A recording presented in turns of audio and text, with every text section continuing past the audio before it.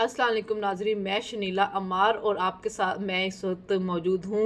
हमारा जो यूट्यूब है टाकरा, तो मेरे साथ आपको ज़हीर नज़र नहीं आ रहे। उसकी वजह यह है कि मैं इस वक्त मुल्क में मौजूद नहीं हूँ। तो हमने कहा कि चले मौजूद नहीं हैं तो हम वीलॉग कर लेते हैं। उससे ये होगा कि कम से कम हमारे यूट्यूब के ऊपर आपको सियासी तज़िये जो है वो मिलते रहेंगे और उसमें नागा नहीं आएगा तो मैं भी करूँगी, ज़हीर भी करेंगे। टाकरा नहीं होगा, हम इंडिविजुअली अपना करते रहेंगे। लेकिन अपडेट रखना तो ज़रूरी है कि पाकिस्तान की जो सियासत है उसके बारे में बात करनी चाहिए हमें। हालात इस वक्त जो है वो बड़े वो क्या उसको कहते हैं कॉम्प्लिकेटेड होते जा रहे हैं। उसकी वजह है आईनी तरमीम। तो हुकूमत जो है वो आईनी तरमीम करना चाह रही है और हुकूमत का कहना है कि हमारे नंबर पूरे हैं। तो मौलाना फजल रहमान जो है उनके बारे में आ जाता है कभी कि वो जी कभी मान गए हैं, कभी नहीं मान गए।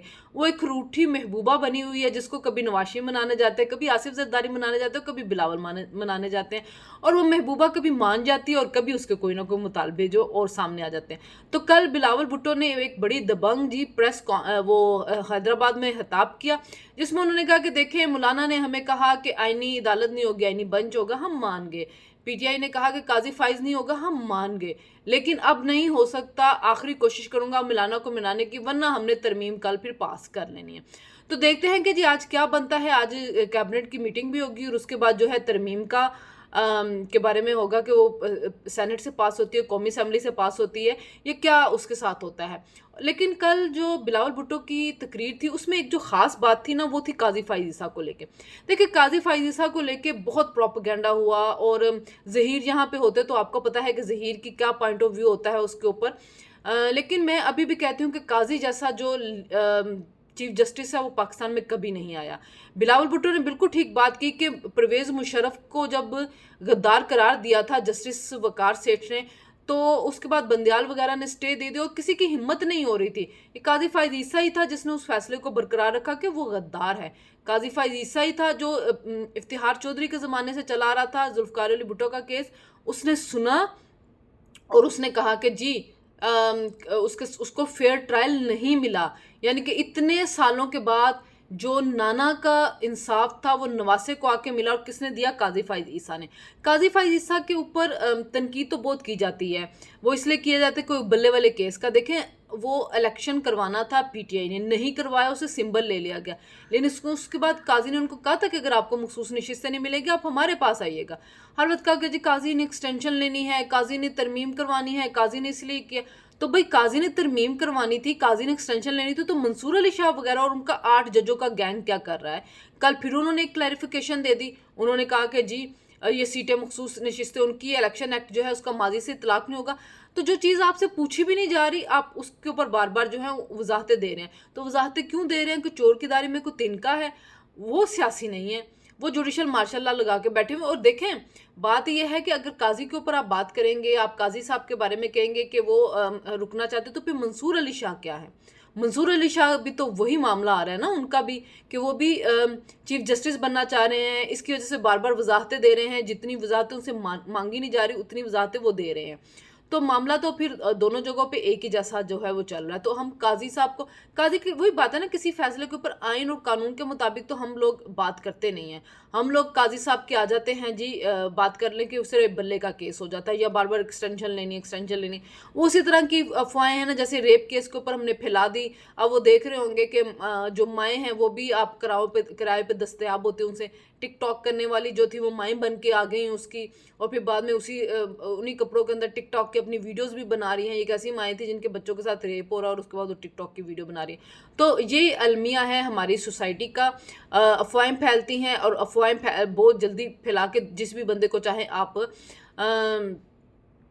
कर दें, उसके ऊपर इल्ज़ाम लगा के जो इंतशार फैला दे। और स्टूडेंट के ज़रिए इंतशार फैलाने की कोशिश की गई बहुत ज़्यादा, और इसको सियासी बनाने की कोशिश की गई। जो रेप जिसके साथ होता है, जो भी करता है, उसको कड़ी से कड़ी सज़ा मिलनी चाहिए। हमारी बच्चियाँ जो हैं उनकी इज़्ज़तें महफूज होनी चाहिए। हमारी जो बच्चियाँ हैं उनके साथ जो भी ये काम करता है उसको इबरतनाक सज़ा दें। लेकिन खुदा के लिए किसी बच्ची या किसी अफवाह बिला वजह उड़ा के किसी को परेशान मत करें, किसी के भी माँ बाप को, और फिर उसके बाद मुल्क में इंतशार मत फैलाएं।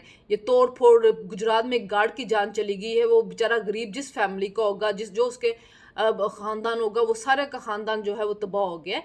तो ये भी आप इन चीज़ों का भी ख़्याल रखें कि जब कानून हाथ में आप लेते हैं तो आप अपना मुस्तकबिल भी ख़राब करते हैं। वो जो स्टूडेंट्स हैं, उनको क्या पता नहीं है उन स्टूडेंट्स को कि करैक्टर सर्टिफ़िकेट नहीं मिलेगा तो कुछ अच्छी यूनिवर्सिटी में नहीं जा सकते, मुल्क से बाहर नहीं जा सकते, किसी सरकारी इदारे में आप जॉब नहीं कर सकते। तो अपने फ्यूचर को तबाह मत करें इन अफ़वाहों की फैक्ट्रियों के ऊपर। ये जो यूट्यूबर्स हैं, ये जो टिकटॉकर्स हैं, इनको व्यूज़ चाहिए, इनको पैसा चाहिए, ये मुल्क के साथ सिंसियर नहीं होते हैं। इसी वजह से झूठी खबरें उड़ाते हैं, झूठ बोलते हैं। आपको उस प्रोपेगेंडे में नहीं पड़ना चाहिए। बात और थी काजी फ़ाइज़ ईसा की, तो काजी फ़ाइज़ ईसा जो है उन्होंने कभी हुकूमत को तंग नहीं किया, उन्होंने इंतज़ामी मामलात में मुदाखलत नहीं की, उन्होंने पार्लियामेंट की सुप्रीमेसी को मानी। ये कोई चीफ जस्टिस नहीं करता। आप जितने चीफ जस्टिस उनको देख लें, कोई डैम बनाने चला जाता था, कोई पकौड़ों समोसों के ऊपर सो मोटा ले लेता था, कोई रेकोडेक को लेकर तबाह किया गया, मुल्क को करोड़ों का नुकसान, अरबों का नुकसान पहुंचाया गया है। काजी ने कोई ऐसा एडवेंचर नहीं किया, उसने हुकूमत को चलने दिया, पार्लियामेंट को चलने दिया और पार्लियामेंट के हक के सुप्रीमेसी को कबूल किया। तो आज उम्मीद है कि देखते हैं कि ये जो आईनी तरमीम है इसके ऊपर क्या होता है, हुकूमत किस तरह इस मामले को लेकर चलती है, आज होती है कि नहीं होती है, और अगर हो जाएगी तो उसके बाद फिर जो बेंच बनेगा वो क्या होगा। और अगर 3 जजेस में से सुप्रीम कोर्ट के एक जज का करना है था, तो फिर हो सकता है कि मंसूर अली शाह का नंबर फिर भी ना आए। फिर वो क्या करेंगे, फिर वो किसकी वजाहत लेके आएंगे, फिर वो क्या आईनी तरमीम को उड़ाने की कोशिश करेंगे? तो ऐसा तो नहीं होगा। तो हुकूमत तो चीफ जस्टिस बना देगी, उससे तो सदर ओथ ले लेंगे और उसका नोटिफिकेशन चला जाएगा, मंसूर अली शाह कुछ भी नहीं कर सकेंगे। तो बेहतर होता कि मंसूर अली शाह आइन और कानून के मुताबिक चलते, जो उनका एक इमेज बना हुआ था वो उसके साथ चलते, बजाय इसके कि वो एक सियासी पार्टी बने रहते। तो आज देखेंगे कि हम हुकूमत क्या करती है, हुकूमत इन तरमीम को पास करवाने में कामयाब रहती है कि नहीं रहती है, ये आज नज़र आ जाएगा। बिलावल भुट्टो बहुत एक्टिव हैं। कल हैदराबाद से वो जलसा करके वापस आए तो फ़ौरन फिर मौलाना के पास चले गए मिलने के लिए। मौलाना की समझ नहीं आ रही कि मौलाना पल में तोशा पल में माशा, और कर क्या वो रहे हैं। वो एक टाइम पे कुछ बोलते हैं, दूसरे टाइम पे कुछ बोलते हैं। अभी पीटीआई के जो लोग हैं उनको भी इमरान खान से मिलने की इजाज़त मिल गई है, वो इमरान खान से जाके मिलेंगे। देखते हैं कि इमरान खान का बयान क्या आता है। वो जो एक की गई थी हमला इस्लामाबाद के ऊपर अली अमीन गंडापुर से, जहाँ से फिर वो गायब हो गए थे पुरस्रात तौर पे, उसके बारे में इमरान खान क्या कहते हैं। और इमरान खान एसईओ तो हो चुका है, अब इमरान खान आगे आइनी तरमीम के बारे में क्या कहते हैं, आइनी तरमीम जो है वो उसके साथ कैसे चलेंगे, ये सारी बातें आज तय हो जाएंगी। और इमरान खान की सेहत कैसी है ये भी पता चल जाएगा, जो अभी उनको लोग मिल के आएंगे। तो चीज़ें आज काफ़ी हद तक वाज़ेह हो जाएंगी। आईनी तरमीम किस तरफ जाती है, पीटीआई किस तरफ जाती है, मामलात क्या रुख इख्तियार करते हैं, हुकूमत की जो मुश्किलात हैं वो ख़त्म होंगी कि नहीं होंगी। बहुत सी चीज़ें जो हैं वो आएंगी। तो जैसे जैसे सामने आएंगे मामलात हम आपसे डिस्कस करते रहेंगे। इजाज़त दीजिए, अल्लाह हाफ़िज़।